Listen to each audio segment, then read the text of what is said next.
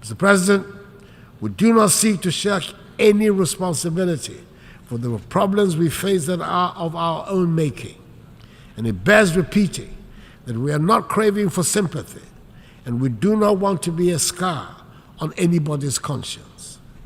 But we cannot, and the world should not pretend that the present-day economic and social conditions of Africa have nothing to do with the historical injustices that have fashioned the structures of the world.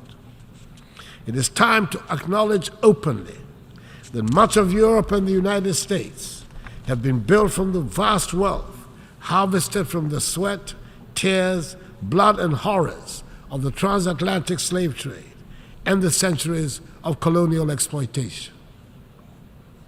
Maybe we should also admit that it cannot be easy to build confident and prosperous societies from nations that for centuries have their natural resources looted and their peoples traded as commodities.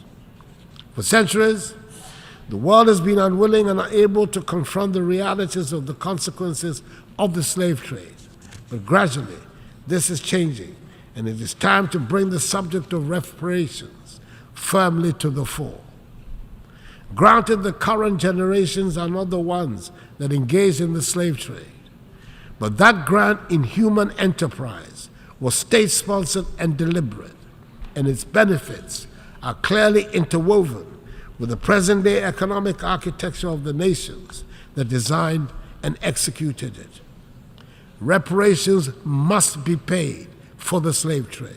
No amount of money will ever make up for the horrors, but it would make the point that evil was perpetrated, that millions of productive Africans were snatched from the embrace of our continent and put to work in the Americas and the Caribbean without compensation for their labor.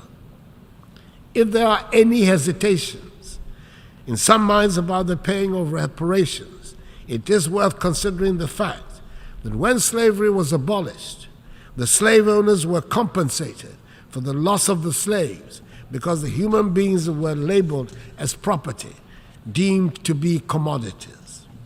Surely, this is a matter that the world must confront and can no longer ignore.